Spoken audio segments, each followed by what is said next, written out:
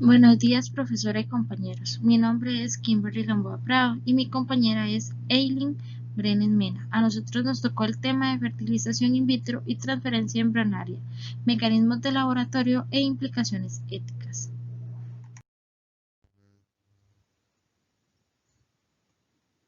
Como objetivo general, tenemos que explicar en qué consiste la fertilización in vitro y transferencia embrionaria, así como los mecanismos utilizados en laboratorio y a su vez el impacto que tiene la bioética.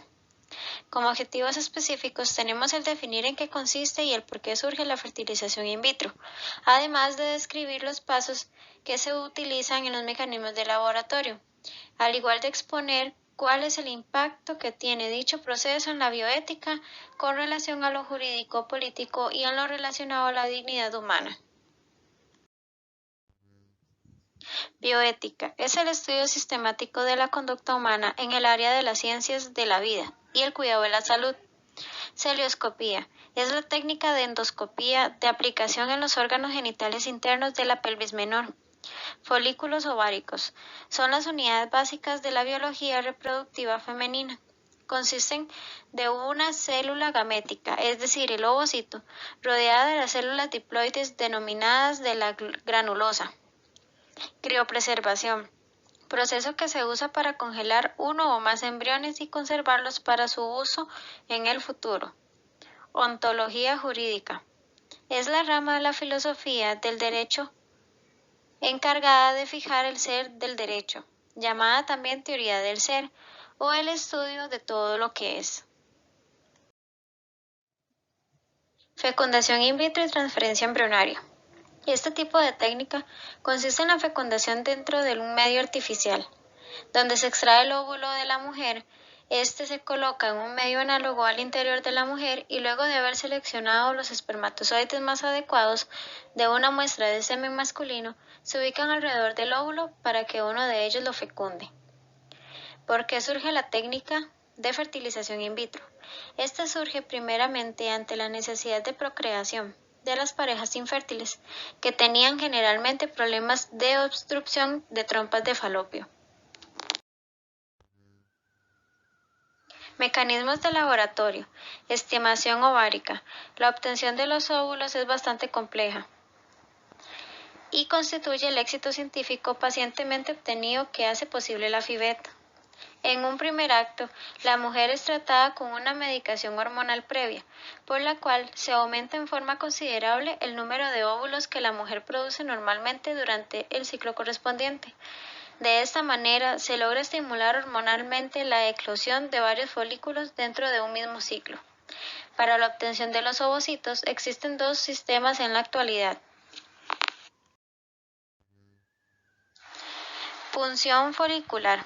Para la obtención de los ovocitos existen dos sistemas en la actualidad, como lo dijimos anteriormente. El primero es denominado celioscopía y es el más antiguo. En este, después de varios días de tratamiento hormonal, se realiza una ecografía para ubicar los folículos madurantes, horas después de la inyección de HCG, que es la inyección intramuscular de gonadotrofina coriónica humana, tendiente a lograr la maduración de varios folículos en un mismo ciclo, hasta 6 y a veces más. Se realiza una punción, lo cual precisa de anestesia general y algún tipo de internación. Preparación del semen. En el caso de la FIVET es absolutamente necesario capacitar los espermatozoides mediante lavado, centrifugación y preincubación del semen durante 5 horas. Esto es así, pues el semen totalmente fresco o reciente no tiene poder fecundante para penetrar la envoltura del óvulo, por lo que el espermatozoide debe ser transformado y esa transformación se denomina capacitación. La capacitación permite que los espermatozoides más móviles y los más normales morfológicamente son seleccionados por emigración en el medio del cultivo.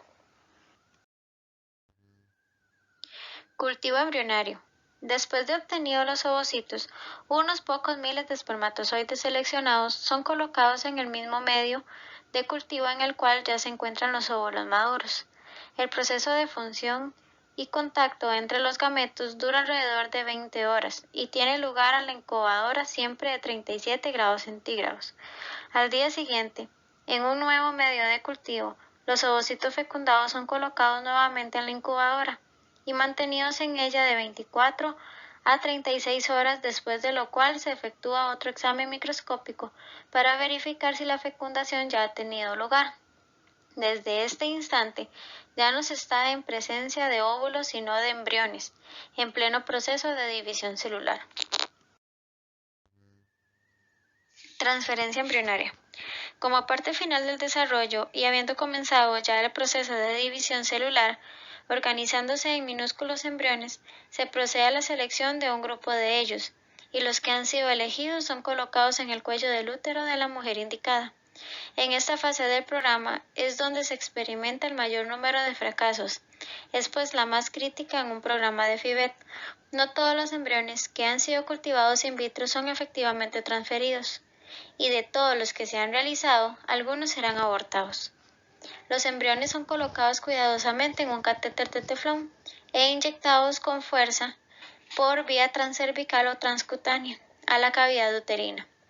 Una vez que han sido depositados en la cavidad uterina, proseguirá el desarrollo normal del embarazo, que concluirá con el parto. La bioética consiste en servirse de las ciencias biológicas para mejorar la calidad de vida. Este es el estudio sistemático de la conducta humana en el área de las ciencias de la vida y el cuidado de la salud, en cuanto que dicha conducta es examinada a la luz de los valores y los principios morales. La bioética se divide en tres grandes capítulos. El primero comprende los problemas morales y aún jurídicos de la violación terapéutica, como el secreto profesional, el consentimiento informado, entre otros. El segundo se refiere a las decisiones a nivel político sobre la población, investigación científica y tecnológica. Y por último, el tercero, que tiene que ver más directamente con la intervención biotécnica en la vida humana desde el nacimiento a la muerte. Los temas de la genética, la contraconcepción, esterilización, el aborto, tecnologías reproductivas y problemas conexos, entre otros. Implicaciones éticas. El descarte de embriones. Actualmente pueden ser transferidos con esta operación de 3 a 4 o más embriones. Si se transfieren más de 4, se corre el riesgo de un embarazo múltiple, a veces no aceptado por la pareja o no soportado por la mujer, por lo que nos enfrentamos a un enjuiciamiento ético. Si bien son varios los embriones transferidos, se desea que solamente uno, a lo sumo dos, se implanten. Los demás son expulsados o abortados, configurándose lo que se denomina el descarte. Como se denota, existe una gran objeción que surge a primera vista de los descritos supra, referido al descarte de embriones, por elección y decisión de los técnicos, condenando a muerte a un número impresionante de seres humanos, inocentes e indefensos, de los cuales solo uno merecía el respeto a su derecho fundamental de vida. En Costa Rica se realiza la criopreservación, proceso que se usa para congelar uno o más embriones y conservarlos para su uso en el futuro.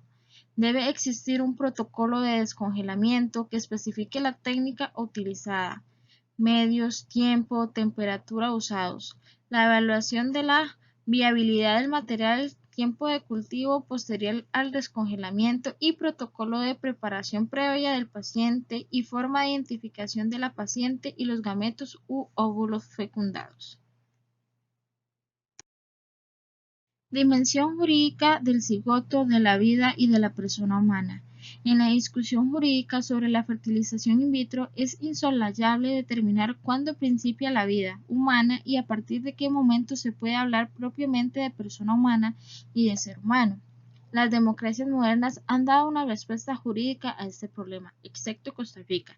En todo el resto de los países, el cigoto no es considerado niño ni tampoco persona o ser humano, por ser vida humana en potencia. Entendemos que el cigoto debe ser objeto de tutela y de protección, pero lógicamente no con el mismo rango conceptual de ser humano o persona humana.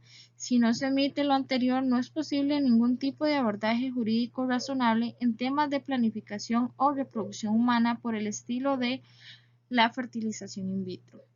¿Cómo aborda el orden jurídico este tema de vida y la persona?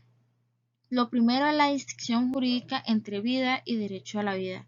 Como derecho fundamental subjetivo, dado que son fenómenos diferentes, la distinción se ve clara en el tratamiento diferenciado que brinda el ordenamiento jurídico al no nacido, pues no se protege con el mismo grado de intensidad que al ser humano, que para ser tal debe nacer y nacer vivo.